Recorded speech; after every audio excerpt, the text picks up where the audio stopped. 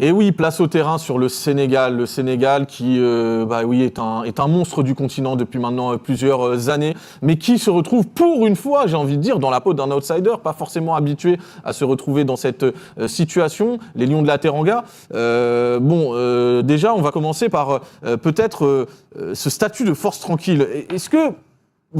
C'est un peu toi qui en parlais tout à l'heure, Najim, il me semble. Est-ce qu'on a vu le Sénégal suffisamment challengé depuis le début de cette compétition pour aujourd'hui se sentir avec les certitudes qu'il faut pour aborder un tel défi, c'est-à-dire battre l'autre gros du continent chez lui dans une finale continentale? Est-ce qu'on a eu un échantillon suffisamment probant du Sénégal? Ils n'ont pas toujours convaincu à 100%, mais au final, comme je le disais tout à l'heure, à chaque fois, ça a été la meilleure équipe sur le terrain.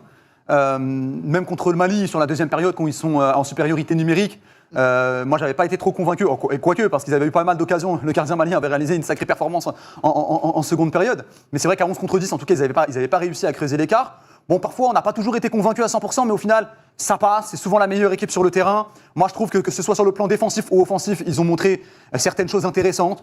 Sur le plan défensif, j'ai trouvé l'entrée de Mamadou Sarr intéressante. Je trouve que Niakhaté réalise une belle compétition jusqu'à présent. Crépin Diatta aussi, que je trouve vraiment bon sur le côté droit. Il y a eu ce choix aussi de mettre El Malick Diouf devant Ismail Jacobs, qui était un petit peu l'un des points faibles de cette formation sénégalaise sur le début de compétition. Et El Malick Diouf, je le trouve quand même un petit peu plus serein, notamment sur le plan défensif. Il est bon, lui, à West Ham?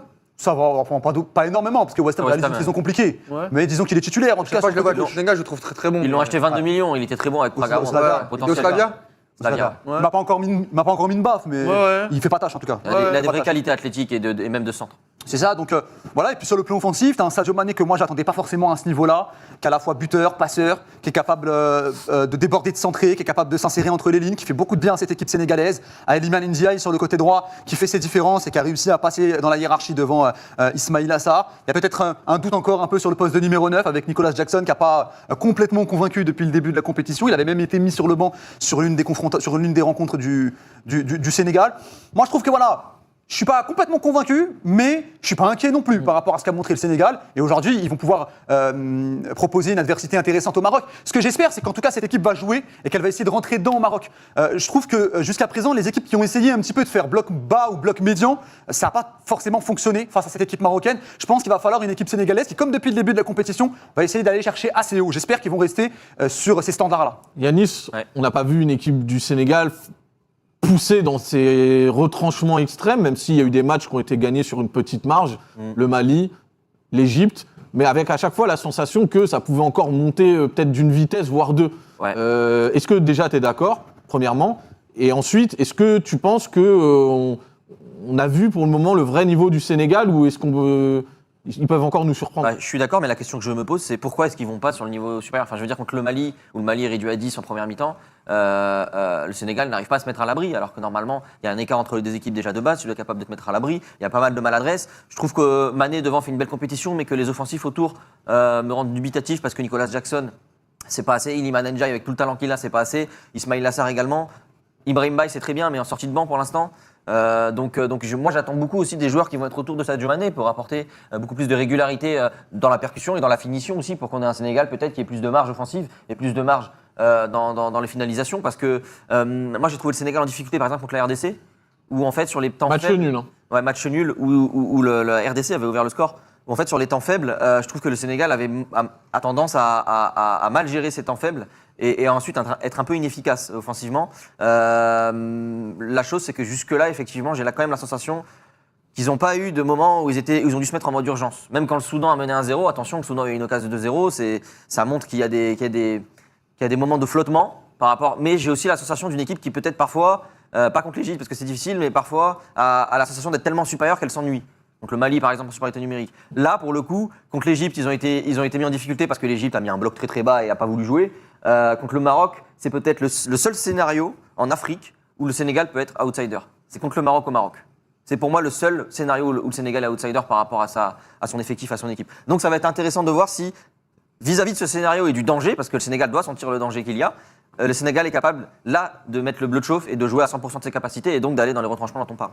On va regarder ce que pourrait être la composition du Sénégal. C'est une compo probable avec donc Edouard Mendy dans le but, Diouf et Diatta sur les postes de latéraux, Sarr qui remplacerait Koulibaly avec Niakhaté, milieu à 3 avec Idrissa Gueye, Pape Gueye et visiblement Lamine Camara qui viendrait suppléer l'absence de Habib Diarra. Et devant, Sadio Mané inévitable, Iliman Ndiaye qui, il me semble, garde quand même les faveurs du sélectionneur et probablement Nicolas Jackson qui a certainement lui aussi une longueur d'avance sur Habib Diallo. Walid, sur ce Sénégal-là, et par rapport à ses individualités, mais peut-être aussi d'un point de vue plus global, que doivent faire les Sénégalais pour exister dans ce match ? Parce que, mine de rien, le Maroc, ça a éteint le Cameroun, ça a éteint le Nigeria. Toi, qu'est-ce qui te laisse penser que le Sénégal ne connaîtrait pas le même sort ? Marquer des buts.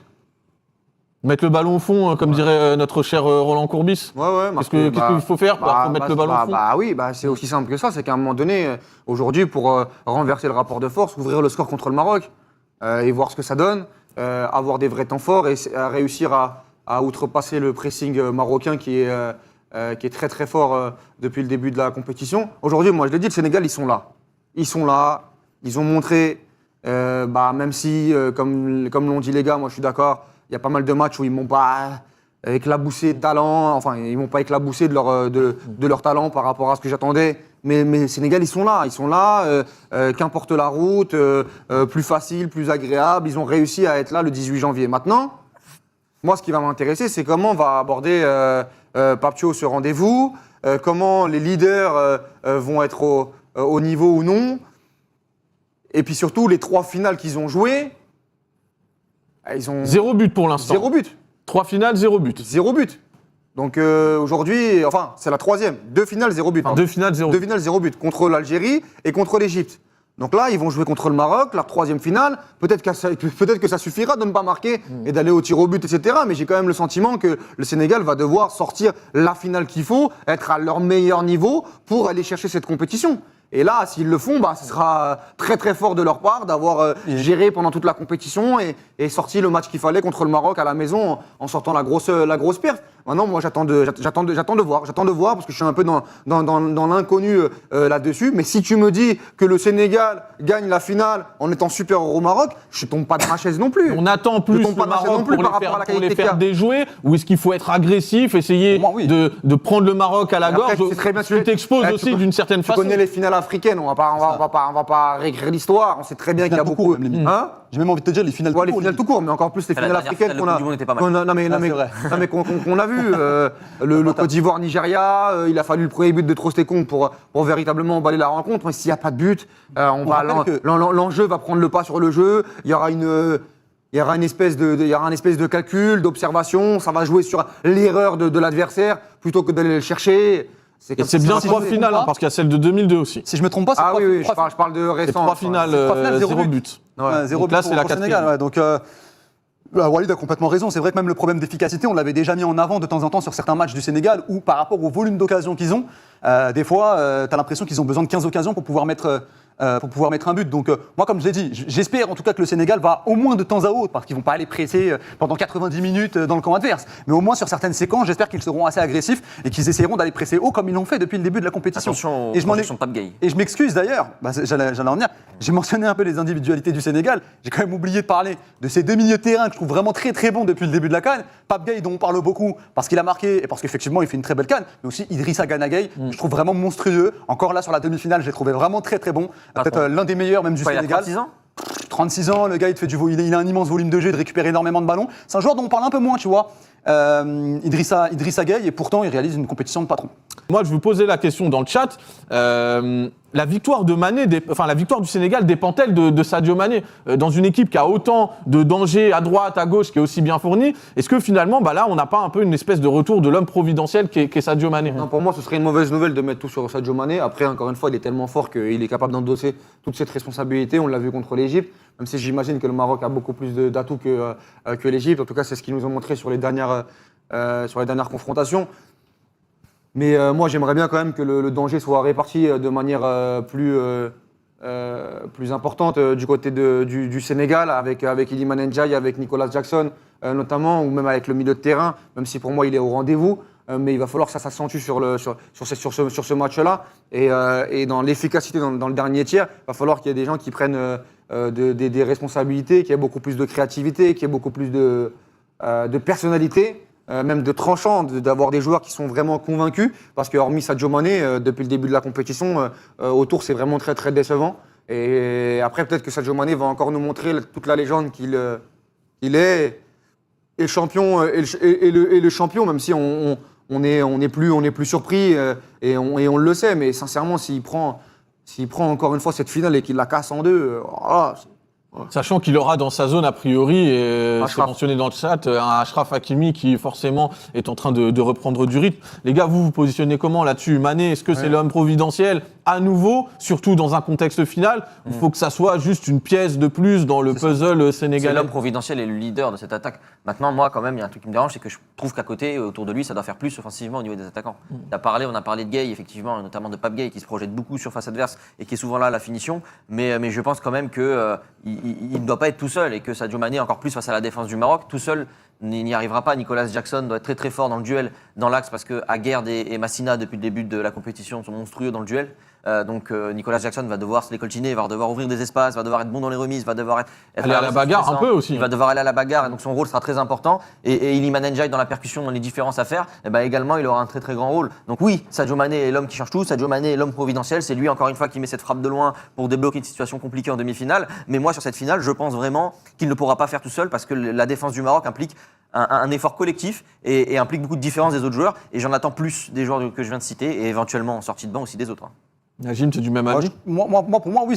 Pour moi, c'est un composant de la machine. Et justement, c'est ce qui fait la force de Sadio Mané depuis le début de la compétition.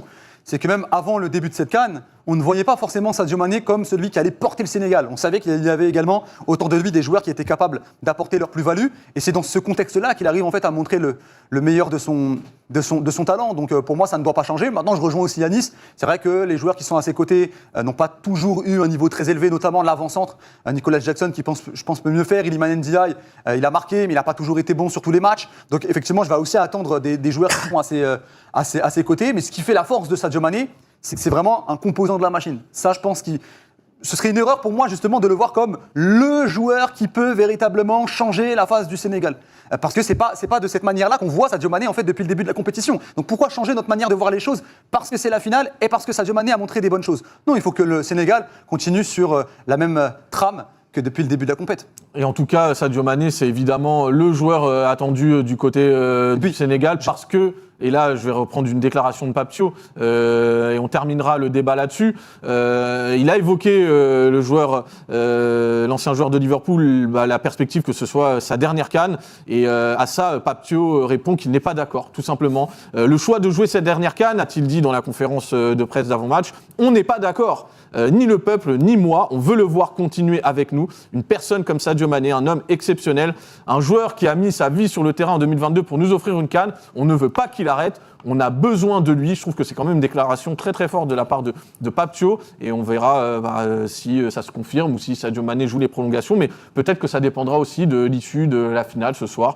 Et la possibilité de gagner une deuxième CAN peut-être peut influer sur son choix. On reviendra très probablement sur Sadio Mané ce soir dans le débrief. On va refermer cette preview de la grande finale de la Coupe d'Afrique des Nations 2025. Je vais vous remercier parce qu'on a tutoyé les 5000 en live ce midi. N'hésitez pas à nous mettre des pouces bleus. Là, on est à peine à 500. Je pense qu'on peut monter encore un petit peu et même beaucoup vu le nombre qu'on était ce midi. Voilà, donc faites-moi me péter les pouces bleus, les copains. N'hésitez pas aussi à venir commenter la vidéo, donner vos avis, et puis on va se donner rendez-vous ce soir, tous ensemble, 20h, match commenté en direct sur la chaîne de Winamax, et évidemment au coup de sifflet final, que ce soit à 22 ou à 23h, et on sera là, toute l'équipe du WFC, pour revenir sur cette finale, sur cette grande finale, et demain on se fera un bilan du lundi, un McCann qui sera un bilan de cette Coupe d'Afrique des Nations, mais voilà, il nous reste quelques heures avant l'épilogue de cette belle compétition,